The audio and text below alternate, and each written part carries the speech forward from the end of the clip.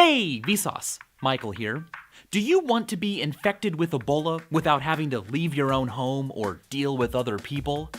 Well, you might be in luck. You can already download an Ebola virus genome right here on the internet right now. And if you're willing to wait a few years for 3D bioprinting technology to progress a little bit, you can just acquire one then, submit the genome to it, and ta-da, all you can print Ebola. Or anthrax, or whatever it is you wish to mass produce at home to wipe out humanity. Are humans going to go extinct soon? Will human extinction be anthropogenic? That is the result of human action. Or will it be one of the good old-fashioned kinds of extinction Earth's history knows pretty well? The Global Catastrophic Risks Survey, issued by Oxford University's Future of Humanity Institute, placed our risk of extinction before the year 2100 at 19%.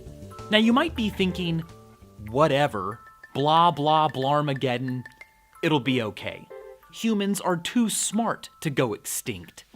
Maybe you're right, but it's difficult to predict the distant future with a lot of certainty.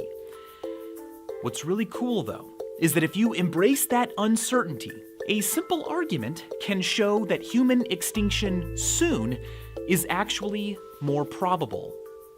It's called the doomsday argument. Imagine a giant urn that contains either 10 balls numbered 1 to 10 or 1,000,000 balls numbered 1 to 1,000,000. Now you don't know which is the case, but you are allowed to pull out one ball. You go ahead and do that, and it is ball number 4. That's pretty strong evidence in favor of the 10-ball condition, because drawing a 4 from a set of 1 through 10 is a 1 in 10 chance, but drawing 4 from 1,000,000 different numbers is a 1 in 1,000,000 chance. By analogy, you are also a numbered ball.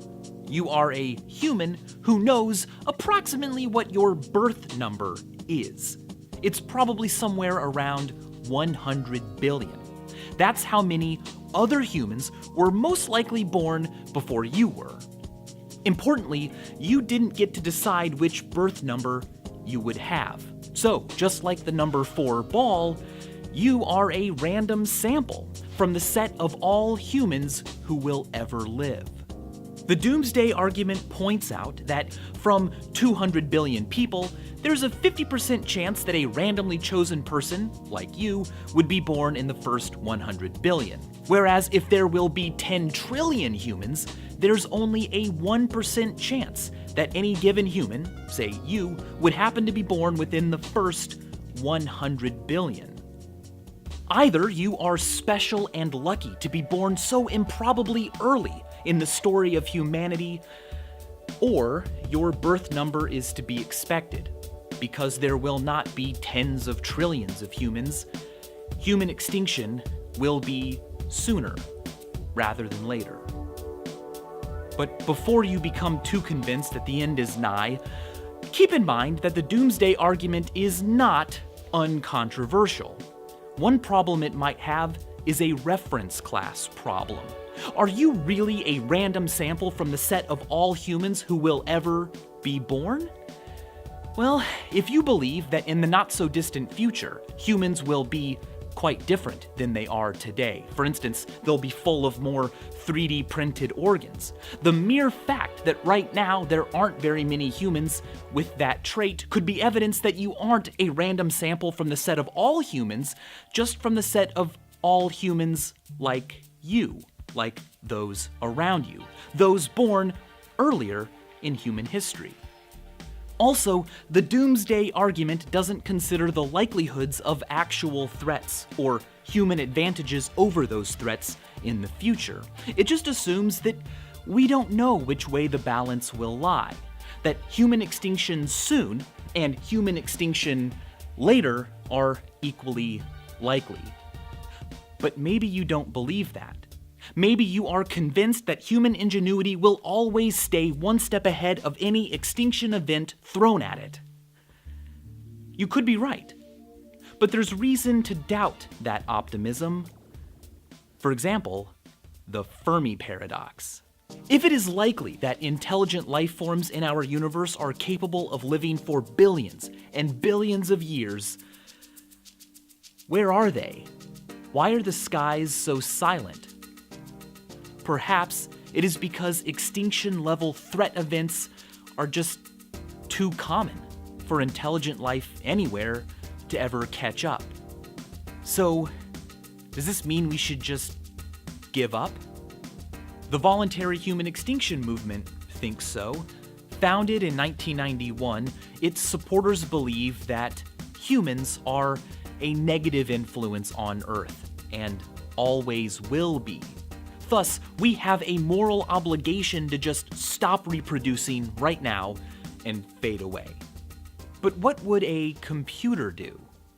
In a way, that's kind of what Tom 7 did. He created a program that plays video games.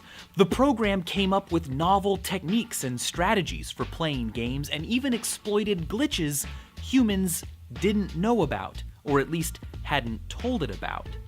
He also had the program play other games, like Tetris, which I think is relevant to our question. The computer struggled to figure out what to do. You see, the computer wasn't programmed to consider future repercussions far enough ahead to notice that stacking tetraminos in certain ways made a big difference.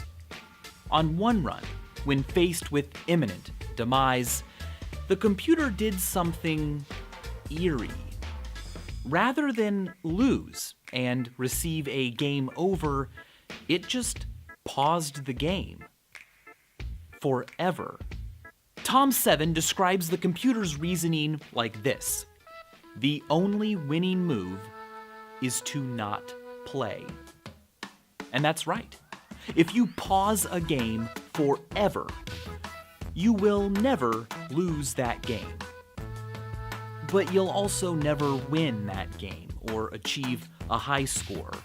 Now, we might not know what achieving a sentient life high score in this universe means, or whether or not we're capable of achieving one.